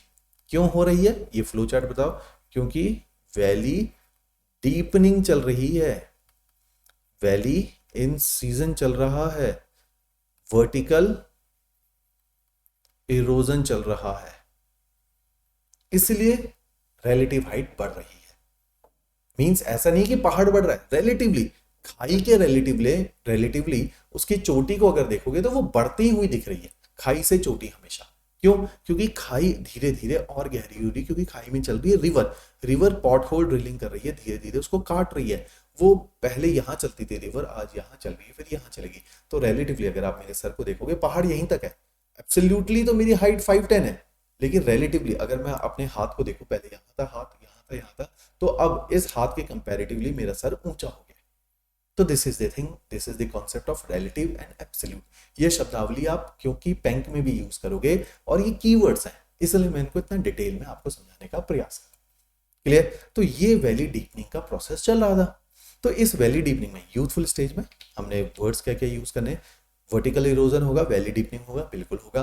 Convex slope बनेगी, बिल्कुल बनेगी। कन्वेक्स स्लोप की शक्ल कुछ इस तरह से होती है। रिवर कैप्चर होगी, बिल्कुल हो जाएगी। एब्सोल्यूट हाइट वैसी रहेगी, बिल्कुल। वो कहेंगे तो ये रिवर एब्सोल्यूट हाइट कब टूटेगी? जब इसकी जो पीक है, जो समिट है, वो टूट जाएगा। वो आज नहीं टूटेगा, टूटेगा वो भी एक दिन, लेकिन शुरू के सालों में नहीं टूटेगा। लगातार इस पे बारिश गिरेगी, लगातार इस पे धूप गिरेगी और मिलियंस ऑफ ईयर्स के बाद गिरेगी, तो किसी दिन ये भी टूट जाएगी। ठीक, तो इस प्रोसेस का भी एक नाम दे रखा है। तो जब हम पेंग बने पढ़ेंगे तो पेंग इस तरह की शब्दावली, इसके टूटने की शब्दावली को इस्तेमाल करेगा। इसलिए वो बोलता है कि पेंग के कॉन्सेप्ट को हम बाद में पिक करते हैं। रिलेटिव हाइट बढ़ेगी, बिल्कुल बढ़ेगी। इस प्रोसेस का एक नाम होता है। क्यों एब्सोल्यूट हाइट नहीं बढ़ती है, नहीं कम होती है? क्योंकि एक प्रोसेस है जिसका नाम है डाउन वेस्टिंग। इस टाइम पे डाउन वेस्टिंग अच्छी से नहीं हो पाती। पहाड़ टूट के नहीं गिरेगा, अभी बाद में गिरेगा। डाउन वेस्टिंग बाद में होगी, अभी नहीं होगी। तो ये सारे प्रोसेसेस हैं यूथफुल स्टेज के। यूथफुल स्टेज में एक और चीज है, झरने बहुत बनेंगे, जॉर्जेस बनेंगे। इस टाइम पे वाटरफॉल बहुत बनेंगे। क्यों? क्योंकि रॉक इरोड हो रही है, इरोड होते होते, अच्छा अब झरना देखो ना, लगातार पहाड़ से झरना कब होगा? जब नीचे वाला हिस्सा डेन्यूट ज्यादा तेजी से हो गया होगा, तो पानी एकदम से गिर जाएगा। आता आता पानी, जैसे पहाड़ों की चोटी से पानी आ रहा है क्योंकि ग्लेशियर्स मेल्ट आउट हो रहे, तो पानी आता आता आता अचानक से गिर जाएगा। क्योंकि पानी अचानक से आता हुआ गिर जाएगा तो वाटरफॉल बन जाएगा। तो इस स्टेज के अंदर वाटरफॉल बहुत बनते हैं। इसलिए हिमालयाज में अगर आप देखोगे जगह जगह पे आपको वाटरफॉल बने हुए दिखते भी हैं। तो youthful stage is about the formation of waterfall. Youthful stage is about the formation of V shaped valley. Clear? तो ये था youthful stage. Over a process of time, ये मैं आपको एक बात दिखाना चाहता था। देखिए, ये आपकी यूथफुल स्टेज का डायग्राम है। ये डायग्राम सबसे इंपॉर्टेंट है, डेविस में आप ये बनाएंगे। क्यों? क्योंकि डेविस कह रहा है ये लैंडफॉर्म आज यहाँ पे था, ये एक दिन with the passage of time यहां तक रह जाएगा। तो क्या हो रहा है? एब्सोल्यूट हाइट खत्म हो रही है, लैंडफॉर्म डेन्यूड हो रहा है, टूट रहा है, आज नहीं टूटेगा। तो अगर आप देखोगे ये जो यूथ स्टेज है, इसमें लैंडफॉर्म की जो ऊंचाई है वो तकरीबन बराबर है। Absolute height is almost the same, last में टूटती है। लेकिन रिलेटिव हाइट, ये देखो ना, लैंडफॉर्म कभी ऐसा दिखता था, वैली नहीं बनी थी, अब उसमें वैली बनी तो उसकी जो है गहराई बढ़ रही है। वैली की जो शक्ल है वो वी शेप की है। जैसे जैसे मैच्योर स्टेज आ रही है, वैली क्या बन गई? यू। तो वैली वी से यू में कन्वर्ट हो जाएगी। क्यों? क्योंकि क्या हो जाएगा? लेटरल इरोजन, साइड में। Lateral V is like horizontal, ऐसे समझ लो, हॉरिजॉन्टल। अब नहीं मत समझने के लिए, हॉरिजॉन्टल इरोजन ये होना शुरू हो जाएगा। अब आ गई स्टेज 2। बहुत टाइम हो गया। डेविस कहता है कि यूथफुल स्टेज अब निकलने लग गई है। कब निकलेगी? जब हम मानेंगे अब रिवर अपनी गहराई को उतनी तेजी से गहरा नहीं करती। मींस वर्टिकल इरोजन कम हो गया। वर्टिकल इरोजन कम होने के पीछे कुछ शर्तें होती हैं।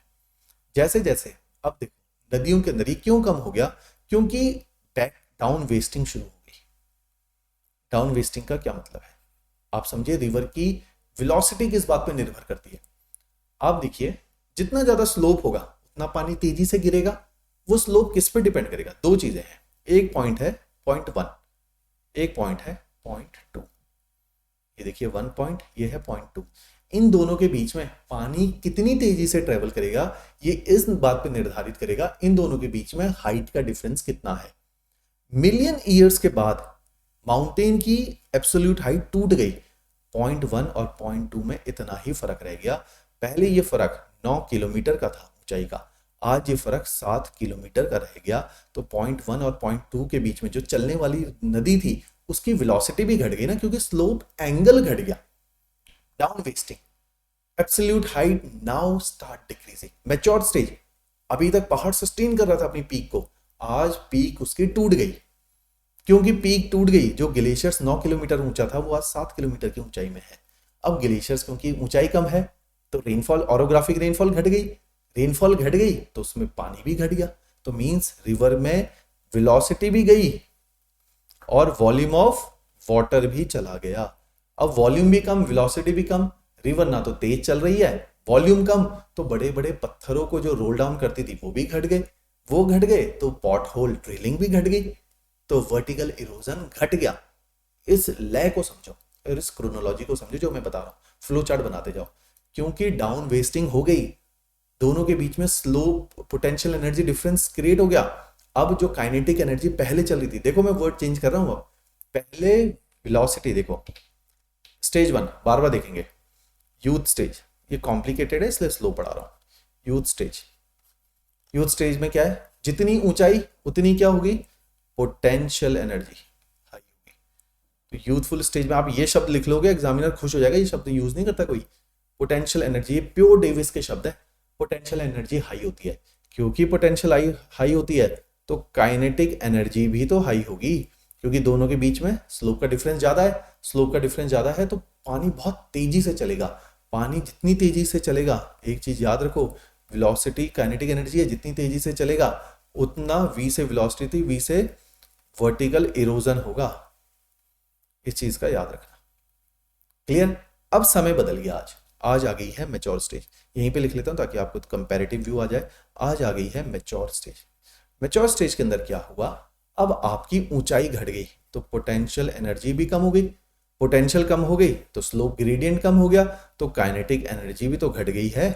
काइनेटिक एनर्जी घट गई तो आपकी वर्टिकल इरोजन घट गया।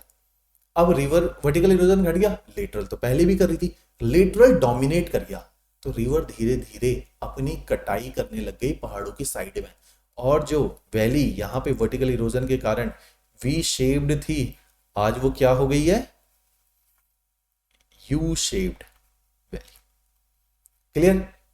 रिवर की वेलोसिटी भी घट गई, अब रिवर धीरे चल रही है। जब रिवर धीरे चलेगी, जैसे रिवर हमारे गंगेटिक प्लेन्स में स्लो चलती है, क्योंकि गंगेटिक प्लेन में रिवर स्लो चलती है, तो रिवर क्या करती है, जब स्लोप ऐसे होगा रिवर सीधी जाएगी एकदम स्ट्रेट। अब स्लोप घट गई तो रिवर को चलने में प्रॉब्लम हो रही है, तो रिवर मिएंडर करने लगेगी, तो मींस इस टाइम पे रिवर मिएंडरिंग शुरू कर देगी। क्यों हो गई मिएंडरिंग, इज द प्रोसेस, क्योंकि स्लोप घट गया, वो तो मैंने पहले ही बताया था, पोटेंशियल एनर्जी डिक्रीज होगी, स्लोप घट गया, तो मींस रिवर मिएंडर करेगी। इसलिए सदर्न इंडिया में रिवर जो है उनका स्लोप बहुत कम है, क्योंकि वेस्टर्न घाट की कितनी ऊंचाई है, गोदावरी जहां से निकल रही है महाबलेश्वर से और वो जाके बे ऑफ बंगाल में गिर रही है, उनमें ज्यादा डिफरेंस ही नहीं है स्लोप का। गंगा निकल रही है यमुनोत्री से और गिर रही है सुंदरबन में, स्लोप डिफरेंस देखो, तो गंगा तेज चलेगी as compared to Godavari. Ganga में पानी ज्यादा होगा क्योंकि गंगा ग्लेशियर से आ रही है, गोदावरी कौन सा ग्लेशियर से आ रही है, गोदावरी में तो प्योरली ऑरोग्राफिक रेनफॉल है। ठीक, तो इन सारे कॉन्सेप्ट को समझिए। तो मींस अब इस डायग्राम को देखो, इस केस में क्या हुआ, अब देखो एब्सोल्यूट और रिलेटिव देखो, डिक्रीज इन एब्सोल्यूट हाइट, क्यों, क्योंकि पहाड़ की चोटी टूट गई, पहाड़ 9 किलोमीटर का था आज 7 किलोमीटर का रह गया, एब्सोल्यूट हाइट ही कम हो गई। क्लियर। दूसरा रिलेटिव हाइट डिक्रीज हो गई, क्यों, क्योंकि भाई आज नदी जो यहां चल रही थी वो वैली डीपनिंग तो कर ही रही है। ठीक, जैसे इसको कैसे समझेंगे, उस डायग्राम से जो पहले दिखाया था वैली डीपनिंग वाला, ये देखिए, ये वैली डीपनिंग, ये आपकी यूथ स्टेज। अब आपकी स्टेज आ गई मैच्योर स्टेज। मैच्योर स्टेज में क्या है, पहाड़ की पहले तो ऊंचाई घट गई, तो एब्सोल्यूट हाइट तो अपने आप ही टूट गई, रिलेटिव हाइट अब इस से यहां तक जो पहले 2 किलोमीटर का था अब 1.5 किलोमीटर रह गया, क्योंकि उसकी पीक ही टूट गई, ऊपर वाला पोर्शन गायब हो गया, तो ये जो एक्स्ट्रा 500 मीटर का था ये तो खत्म ही हो गया, तो रिलेटिव हाइट भी तो घट गई। तो इस टाइम पे आप देखो, ऑल्दो वर्टिकल इरोजन कर रही होगी, उतनी तेजी से नहीं करेगी वर्टिकल इरोजन जितनी तेजी से उसकी टॉप समिट्स इरोड हो रही होंगी। सारे काम पैरेलल चलेंगे, वर्टिकल भी होगा और आपका लेटरल भी होगा। It's all about the intensity, किस समय किसकी ज्यादा होगी, it is the thing. Clear. तो आप देखोगे क्योंकि इसकी डाउन वेस्टिंग हो गई है, ऊपर से मलबा गिर चुका है, पत्थर टूट चुके हैं, चट्टानें टूट चुकी हैं, जो चोटी की चट्टानें थी, तो पहाड़ की ओवरऑल एब्सोल्यूट हाइट कम हो गई, तो रिलेटिव ऑटोमेटिकली घट जाएगी। तो सेकंड स्टेज में शब्दावली क्या इस्तेमाल करोगे कि और क्या प्रोसेस होंगे, यहीं से देख लेते हैं, your absolute and relative both height will decrease. देखो मैंने बोला था ये कॉन्सेप्ट हो सकता है 2-3 बार में समझ आए, हो सकता है आपको इस लेक्चर को दोबारा भी देखना पड़े, ठीक है, देखना बैक टू बैक नहीं है। लेक्चर को देखो, नोट्स को पढ़ो, सोचो जो मैं बोल रहा था, आंख बंद करके धीरे पढ़ो, बहुत स्लो पढ़ो, उसके बाद दोबारा इस लेक्चर को देख लो, आपका पक्का हो जाएगा लेक्चर, रिवाइज हो जाएगा। तो आपको जो अभी समझ आ रही बातें वो सेकंड टाइम में ज्यादा समझ आएंगी, ठीक है, क्योंकि आपका बेस बन चुका होगा। क्लियर? तो इस तरह से मैच्योर स्टेज को बोला जाता है। अब मैच्योर स्टेज में क्योंकि रिवर मिएंडर, देखो हर स्टेज के लैंडफॉर्म्स अलग हैं। पहले स्टेज में लैंडफॉर्म वाटरफॉल बना, वी शेप बना, सेकंड में यू शेप बना। जब भी रिवर मिएंडर करती है, याद करो गंगा और गंगा के प्लेन्स, याद करो यूपी और बिहार के प्लेन्स, वहां पे क्या बनते हैं? ऑक्सबो लेक्स, वहां पे क्या बनते हैं? मिएंडर्स। तो मैच्योर स्टेज में रिवर मिएंडर्स बनाएगी, ऑक्सबो लेक्स बनाएगी, जैसे ये बनाई है रिवर्स।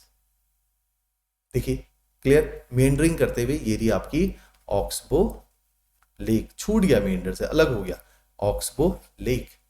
क्लियर? तो इस तरह से ये मेंडरिंग, क्योंकि अब ये आसपास के पहाड़ों की ऊंचाई घट गई, इस स्लोप की ऊंचाई घट गई, तो जिस तेजी से पानी चलता था आज उस तेजी से नहीं चल रहा, नहीं चल रहा, तो मेंडर करने लग गई। This is the meandering course of river. Clear? तो ये डिफरेंट डिफरेंट लैंडफॉर्म्स, ये देखिए कितना खूबसूरत डायग्राम है। यूथफुल स्टेज में रिवर की चौड़ाई देखिए, चलो लेट्स चेंज, चलो ब्लैक है तो व्हाइट यूज कर लेते हैं, इसमें येलो भी दिख जाएगा। ये देखिए रिवर पतली है, अब रिवर चौड़ी हो गई मैच्योर में। देखो दोनों साइड से इसकी वैली देखो, वैली कैसे बन गई? U shape. ये देखिए U shape valley, U shaped. यहां पे देखिए वी शेप्ड। धीरे धीरे लेटरल इरोजन, तो सेकंड स्टेज में क्या होगा? Lateral erosion will be active, vertical erosion घट जाएगा, एब्सोल्यूट हाइट घट जाएगी, रिलेटिव हाइट घट जाएगी, रिवर विल स्टार्ट मीएंडरिंग। ये ओल्ड स्टेज। देखो लैंडफॉर्म पूरी तरह से टूट गया, इसकी जो ऊंचाई थी आज इसकी थोड़ी वो ऊंचाई रही है, पहाड़ों की ऊंचाई रही नहीं, तो रिवर की जो वैली है वो बर्बाद हो जाएगी। जैसे कौन है? अरावलीज। ऐसे चलती है अरावलीज की रिवर, वो उतना पानी नहीं है तो रन ऑफ कच्छ में खत्म हो जाएंगी, इनलैंड ड्रेनेज बनाएंगे। क्लियर? तो ये है हमारा डेविस का मॉडल।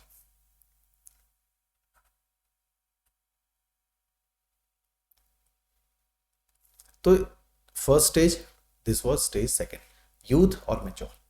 थर्ड स्टेज कहते हैं अब और मिलियंस ऑफ ईयर्स निकल गए, अब रिवर जैसे आज अरावली दिख रहा है, ये देखो हिमालय, ऐसे हमेशा याद रखना, जैसे आज अरावलीज दिख रहे हैं, बचे कुचे पहाड़, छोटे से पहाड़ का एक टीला, सब कुछ खत्म हो गया। तो इसको क्या बोला जाता है? ये है मिनिमम एनर्जी रह गया, बुढ़ापा आ गया लैंडफॉर्म्स का, मिनिमम एनर्जी। लैंडफॉर्म का बुढ़ापा आ गया तो रिवर का भी बुढ़ापा आ गया, मिनिमम एनर्जी। मैक्सिमम वर्ड देखो क्या यूज करता है? एंट्रोपी। आपने ये शब्द यूज करें क्योंकि डेविस का शब्द है ये, एंट्रोपी। एंट्रोपी होती है तबाही, मैक्सिमम एंट्रोपी, सब कुछ खत्म हो गया, कुछ नहीं बचा। एक छोटा सा पहाड़ यहाँ है, एक छोटा सा पहाड़ यहाँ है, एक छोटा सा पहाड़ और दूरी पे है, जो कभी कॉन्टिन्यूस रहे होंगे हिमालय जैसे, आज वो बचे कुछ। कभी अरावली जाओ तो देखना, कभी राजस्थान जाओ, हरियाणा वाली साइड में अरावलीज है, गुजरात में खत्म हो रहे अरावलीज, कभी जाओ तो देखना अरावलीज को। दिल्ली में अरावलीज दिखते हैं, जो थोड़ा बहुत भी दिल्ली में फॉरेस्टेड एरिया दिखा रखा है वो अरावलीज का ही है। डेन्यूडेड जो आपके सेक्रेटरीट भी बने हैं, सेंट्रल सेक्रेटरीट भी, नदन ब्लॉक्स वगैरह जो है, ये रेजिना हिल्स, ये सब अरावलीज के ऊपर ही बने हुए हैं, लेकिन लगते ही नहीं है। आप राष्ट्रपति भवन को देखो, थोड़ा सा अपलिफ्टेड नहीं दिखता आपको? अगर आप पार्लियामेंट को देखो तो वेस्टर्न ब्लॉक को देखो, जहां इंडिया गेट से जब रिपब्लिक डे या इंडिपेंडेंस डे की परेड होती है तो थोड़ा सा अपलैंडेड पार्ट है। क्यों? क्योंकि वो पहाड़ी है अरावलीज की, बचे कुचे पहाड़ इतने छोटे से रह गए। ठीक, तो इस तरह पे मैक्सिमम एंट्रोपी। ऐसे बचे कुचे पहाड़ों के लिए डेविस ने शब्द दिया है मोनड नॉक्स। मोनड नॉक्स, बचे कुचे पहाड़। स्लोप कैसी है? कहता है कॉन्वेक्सो कॉन्केव। इस डायग्राम देखते हैं एक खाली पेज पे, ये इतनी दूरी दूरी पे पहाड़, पूरा यू शेप वैली खत्म हो चुकी, कन्वेक्सो कनकेव, ये देखो कन्वेक्स कनकेव, इस तरह से बने हुए दिखे। तो इस तरह से इसने कहा कि आपके पहाड़ पूरी तरीके से डेन्यूड हो जाते हैं with the passage of time. तो सिनाइल एज, सिनाइल एज के एट्रीब्यूट क्या है? एब्सेंस ऑफ वर्टिकल इरोजन, अब रिवर में उतनी क्षमता ही नहीं रही कि बड़े पत्थरों को रोल डाउन करे और अपनी वैली को डीप करे, बहुत ज़्यादा वैली डीपनिंग नहीं हो पाती, वैली वाइड हो जाती है, रिवर बस साइड में ही इरोजन करती रहती है और अपनी वैली को वाइडन करती रहती है। रिवर की काइनेटिक एनर्जी खत्म हो गई है, वेलोसिटी खत्म हो गई, वेलोसिटी क्यों, क्योंकि स्लोप ही खत्म हो गया, डेन्यूड हो गया, उसके एब्सोल्यूट हाइट ही टूट गई है जहां से रिवर बहती हुई निकलती थी, ऐसे ही उसकी मैक्सिमम एंट्रोपी हो गई है।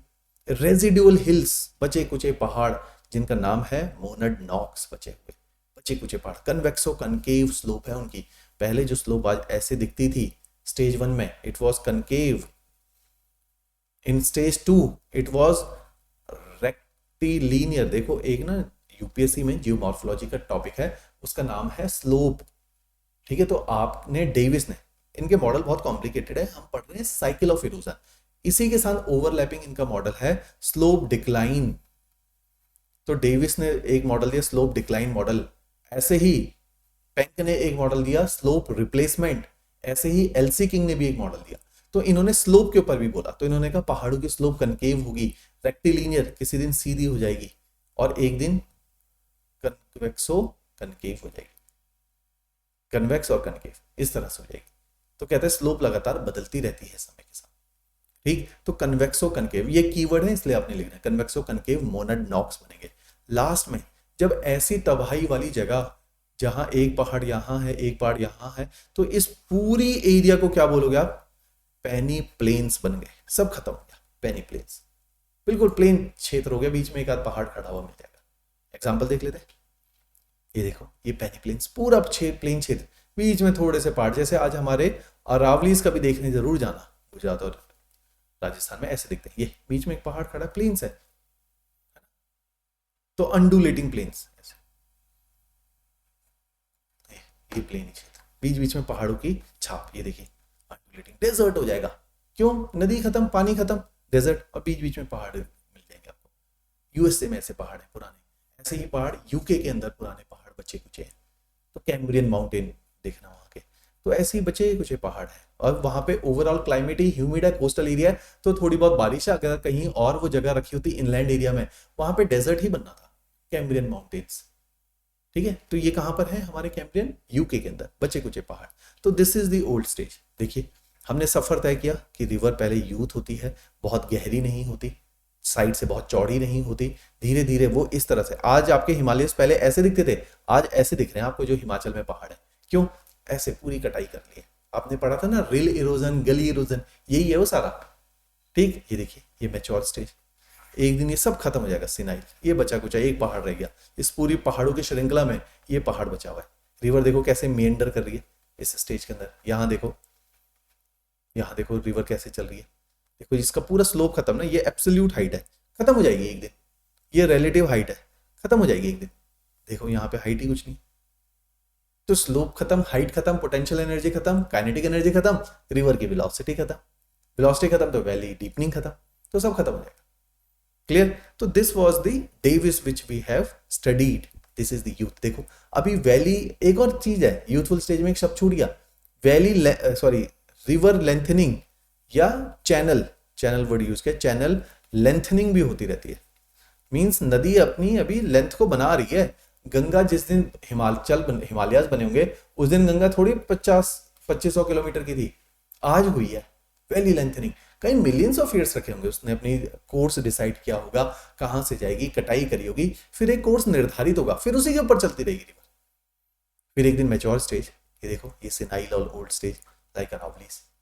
तो दिस वाज द डेविसियन मॉडल जो आज हमने पढ़ा, अच्छे से आप इसको पढ़िए, अपने नोट्स को पढ़िए, आप समिंदर सिंह को पढ़िए, और जो मैं शब्दावली आपकी समिंदर सिंह में ये शब्दावली नहीं इस्तेमाल कर रखी, इन शब्दावली को नोट्स के अंदर जरूर है, इस्तेमाल कीजिए, अपने आंसर में लिखिए।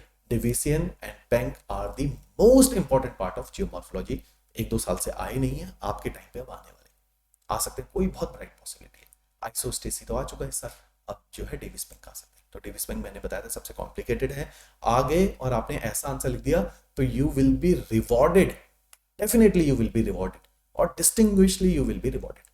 ऑलराइट, नेक्स्ट लेक्चर में लास्ट टॉपिक है, हम पेंक का पढ़ेंगे। फिर मैंने बताया था एनवायरमेंट ज्योग्राफी में बहुत ज्यादा पढ़ाने का नहीं है, क्लाइमेट के साथ में पढ़ा चुका हूँ, ओशनोग्राफी के साथ भी पढ़ा चुका हूँ, उसके अंदर 2 टॉपिक हम करेंगे, एक ही टॉपिक में पढ़ाऊंगा इसमें, पॉसिबिलिज्म एंड एनवायरमेंटलिज्म, जिसमें concept of man and environment relationship है, यही मैं पढ़ाऊंगा। बाकी चीजें स्टैटिक है।